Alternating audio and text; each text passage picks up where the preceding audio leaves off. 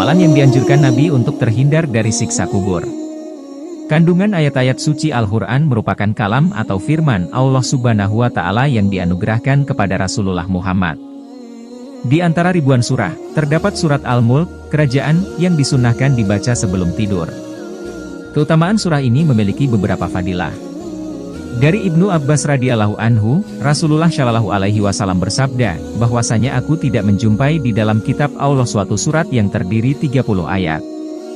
Barang siapa membacanya ketika akan tidur, maka dengan pembacaan itu Allah menetapkan 30 kebaikan baginya, dihapuskan 30 kejelekannya, ditingkatkan baginya 30 derajat, dan Allah mengutus seorang malaikat dari para malaikat untuk mengembangkan sayapnya untuknya dan menjaganya dari segala kejahatan hingga ia bangun.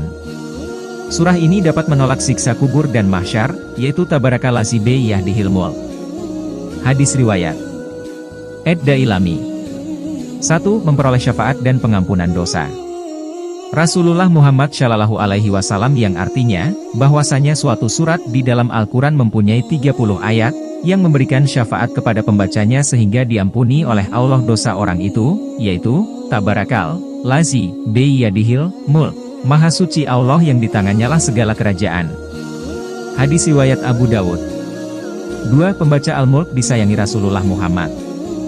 Rasulullah Muhammad Shallallahu Alaihi Wasallam bersabda yang artinya, saya gemari supaya surat ini, Tabarakallazi bi yadihil mulk, terdapat di setiap hati orang mukmin. Hadis riwayat Al-Hakim.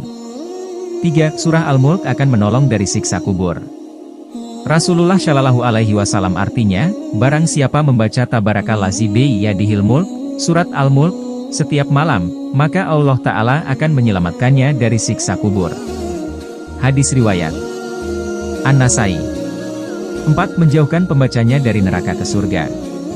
Dari Abu Hurairah radhiyallahu anhu, Rasulullah Shallallahu Alaihi Wasallam bersabda, bahwasanya satu surat dari kitab Allah yang isinya 30 ayat, dapat memberikan syafaat pada seseorang pada hari kiamat, mengeluarkannya dari neraka dan memasukkannya ke surga yaitu surat Tabarak.